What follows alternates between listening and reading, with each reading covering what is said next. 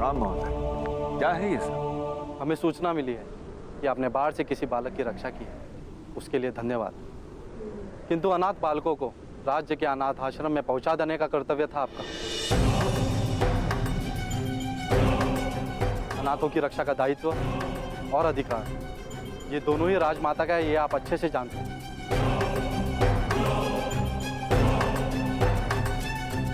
आर्य, ये क्या कह रहे हैं आर्य? किसकी बात कर रही है? कुछ नहीं राधा। इनसे कोई भूल हो रही है। मैंने बाढ़ में किसी की रक्षा नहीं की। वास्तव में मैं अपनी ही रक्षा करने से कर पाया। सुषेण, किसी अनाथ बालक को अपना कहकर अधिकार कर लेने को हत्या से भी बड़ा पाप माना गया है, और ये बात तुम अच्छी तरह से जानते हो ना? किंतु मैं ऐसा क्यों करूंगा?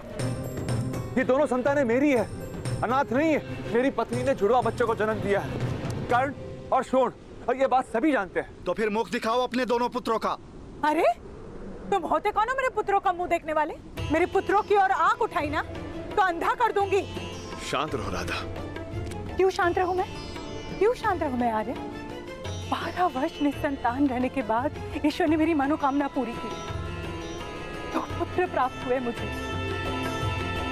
ये होते कौन है मेरे पुत्र के विषय में प्रश्न करने वाले? प्रश्न तुम्हारे पुत्र के विषय में नहीं है राधा, प्रश्न तुम्हारे पति के विषय में। अरे जा रंभा, अपना मुंह काला कर। जानती हूँ सबको पीड़ा देकर ही सुख मिलता है ना तुझे। ये मेरे पति स्वयं महाराज का रथ हाँकते हैं। महाराज को इन पर पूर्ण विश्वास है। महाराज के इतने मूर्ख हैं, किसी पापी को अपने रथी बनाएंगे? ठीक है, फिर बुलाइए दाई माँ को, सारा सत्य स्वयं उजागर हो जाएगा। ठीक है, बुलाइए दाई माता को। यदि दाई माता ने कह दिया कि दोनों पुत्र मेरे हैं, तो समाज के बीच तुम्हारी नाक काट दूंगी। हाँ हाँ, काट लीजिएगा, लेकिन पहले दाई माता को बुलवाइए।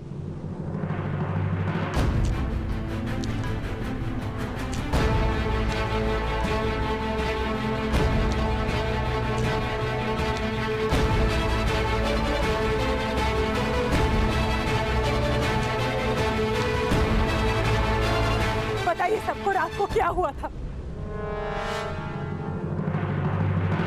मेरे हाथों राधा के एक ही पुत्र का प्रसव हुआ, दो नहीं, दो नहीं।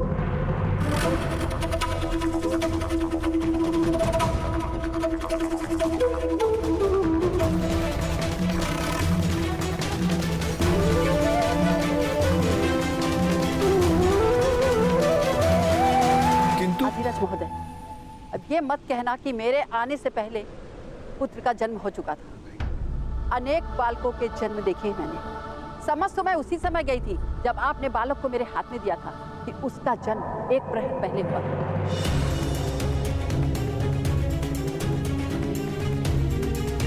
राधा, ये अंतर तो तुम स्वयं भी देख सकती हो।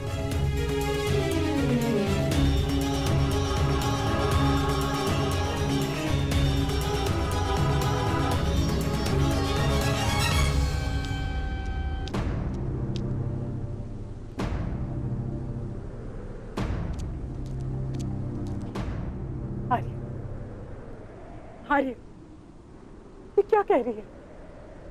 क्या ये हमारे पुत्र नहीं है? क्या आप किसी का पाप उठा ले? नहीं, नहीं,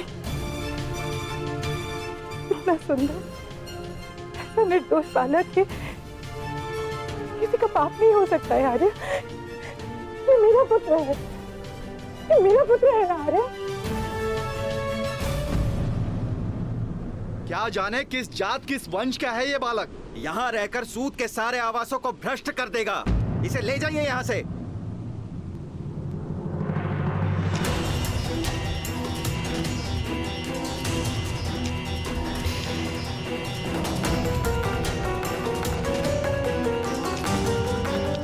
हाथ लगाने की चेष्टा भी मत करना। बालक दे दीजिए देवी। अनाथ बालकों की रक्षा का अधिकार महारानी का और राजकुमारी कुंती का है। नहीं आर्य, आर्य आप पहुंच क्यों है आर्य? नहीं, ये मेरा पुत्र है।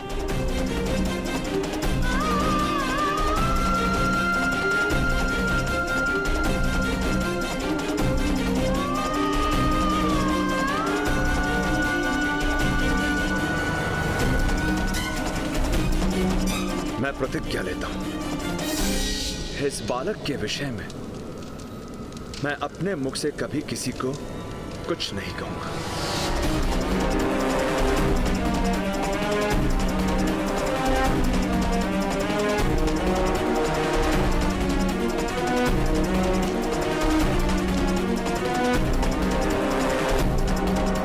सत्य बड़ी ही सरलता से छुप जाता है सुषेण महोदय, क्योंकि केवल थोड़ा सा असत्य मिलाने से सत्य भी असत्य हो जाता है। ठहरिए।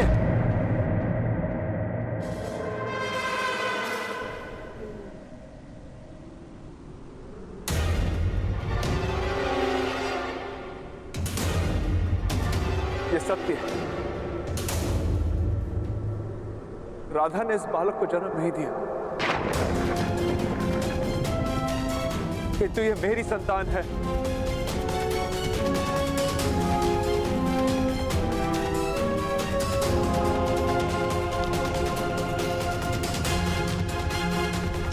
एक सूत का पुत्र, मेरा ही वंश, इसका वंश।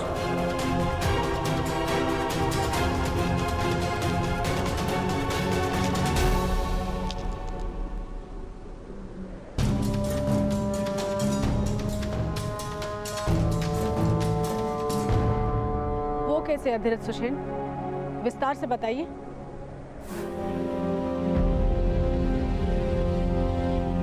बाढ़ में इस अभागी बालक की माता की मृत्यु हो गई।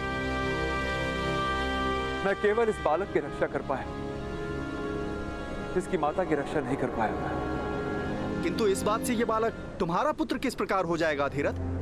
इसकी माता मेरी पत्नी थी,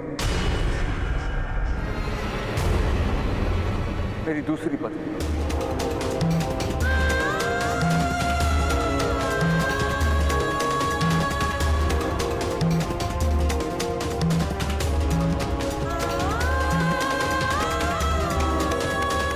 राधा के साथ विवाह करते समय मैंने वचन दिया था कि मैं दूसरा विवाह नहीं करूंगा, इसलिए मैंने राधा से ये बात छुपाई थी। लो भाइयों, कर लो बात। एक चोरी पकड़ने आए थे, यहाँ तो उससे भी बड़ी चोरी सामने आ गई।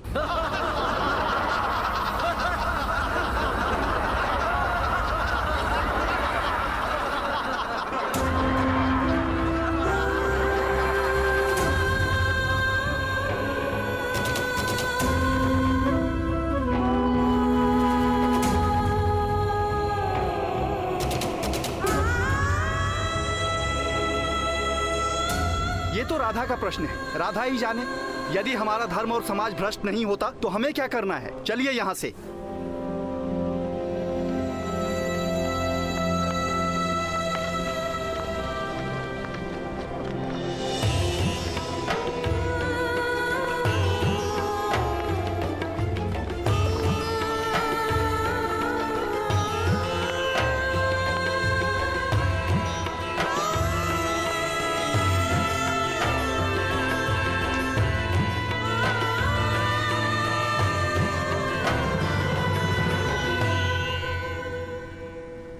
इतना बड़ा विश्वासघात आर्य,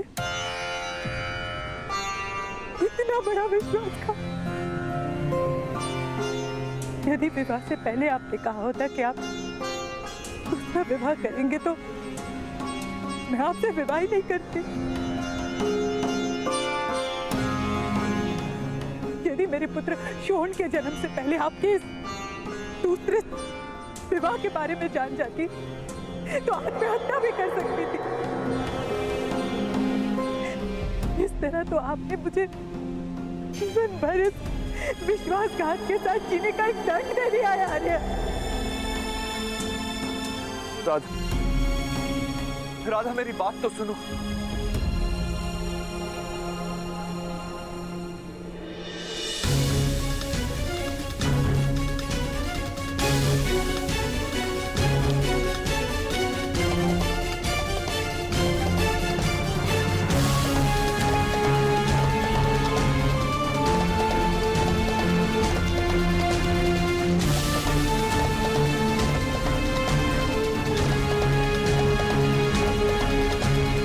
कभी मेरा पुत्र नहीं बन सकता है आर्य।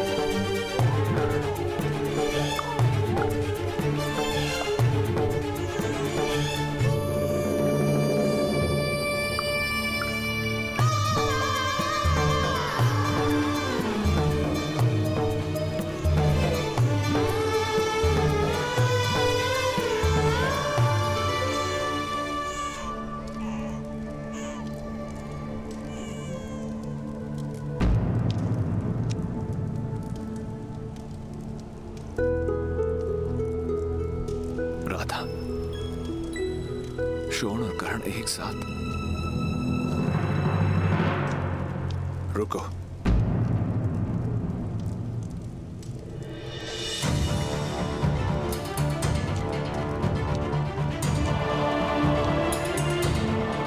मैं मानता हूं, जानता हूं कि भूल मेरी है, किंतु इस बालक का क्या दोष? इस बालक का दोष केवल इतना ही कि ये मुझे आपके दोष का स्मरण दिलाएगा।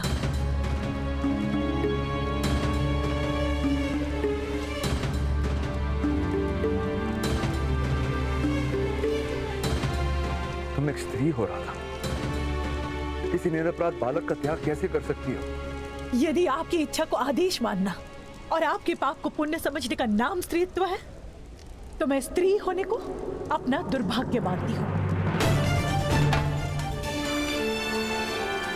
यदि ये बालक अनाथ होता तो मैं अवश्य से प्रेम देती, अपना पुत्र मानती, किंतु ये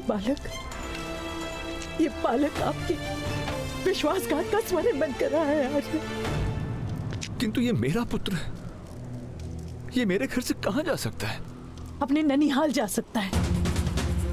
आपके दूसरे पत्नी के परिवार के पास छोड़ दीजिए इसे, वो लोग पालेंगे, आसरा मिल जाएगा इसे वहां। पर वैसे भी आज सारा समाज जानता है ये मेरा पुत्र नहीं है आर्य। कल इसकी माता का परिवार भी जान लेगा कि मेरे हृदय में शोण और इसके बीच अंतर है।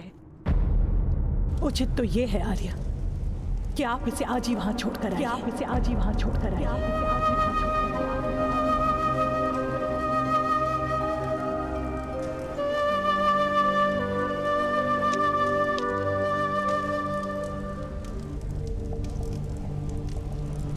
क्या ये तुम्हारा अंतिम निर्णय है?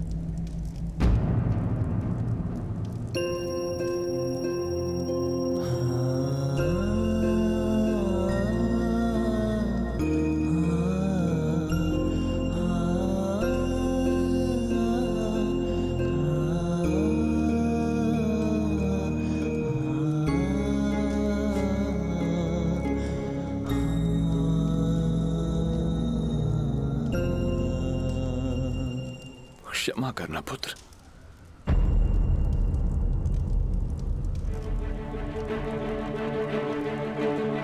मैं और कर्ण यहां से जा रहे हैं।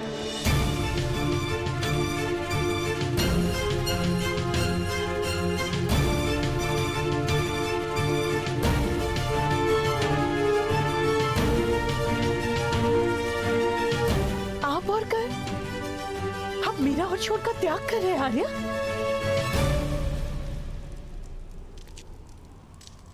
तुमने भी मेरे पुत्र का त्याग किया है, वो तुम्हारा निर्णय है, ये मेरा निर्णय है। राजा की सेवा, सारे समाज का सम्मान, इतनी संपत्ति सब त्याग देंगे इस बालक के लिए? निरुपाय हूं मैं राधा। अनाथ होने का ज्ञान मनुष्य की आत्मा को निर्बल बना देता है। मैं कर्ण के भाग्य में अनाथ होने का दुख नहीं भर सकता। तुम यथार्थ कह रहे, यदि कर्ण यहां रहेगा तो ये समाज उसके इसी दुख को बढ़ाने की चेष्टा करता रहेगा।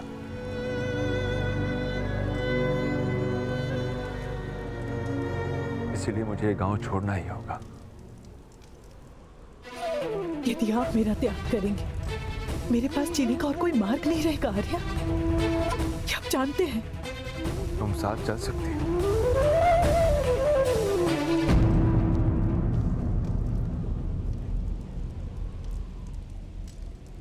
किंतु तुम्हें कर्ण को अपना पुत्र कहना होगा, और तुम समाज के सामने कभी यह सत्य प्रकट नहीं कर सकती कि कर्ण तुम्हारी कोख से नहीं जन्मा, तुम्हारा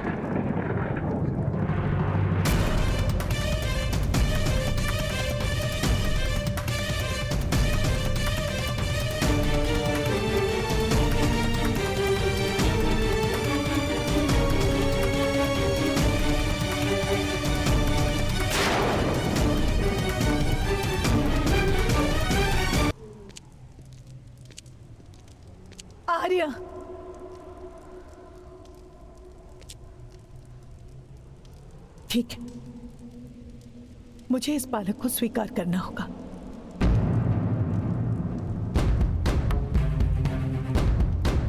किंतु स्मरण रहे आर्य, शरीर दास होता है, हृदय सदा स्वतंत्र रहता है। आज से मेरे हृदय पर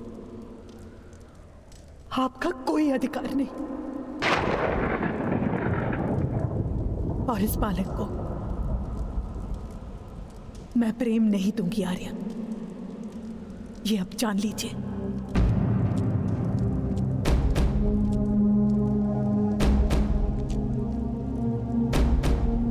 जब मुझे कर्ण के समर्पण पर पूरा विश्वास होगा, तब मैं इसे अपना पुत्र मानूंगी।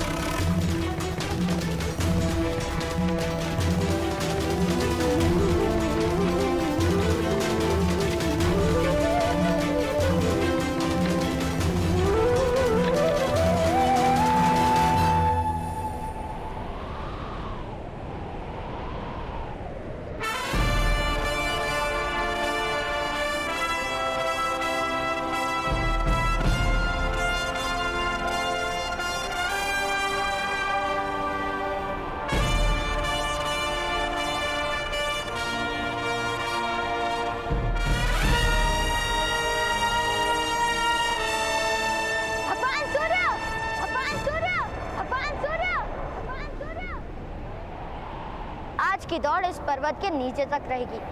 आज तो आपको मुझसे पराजय माननी पड़ेगी, माननी पड़ेगी, माननी पड़ेगी। सच है आप, सच है आप, सच है आप।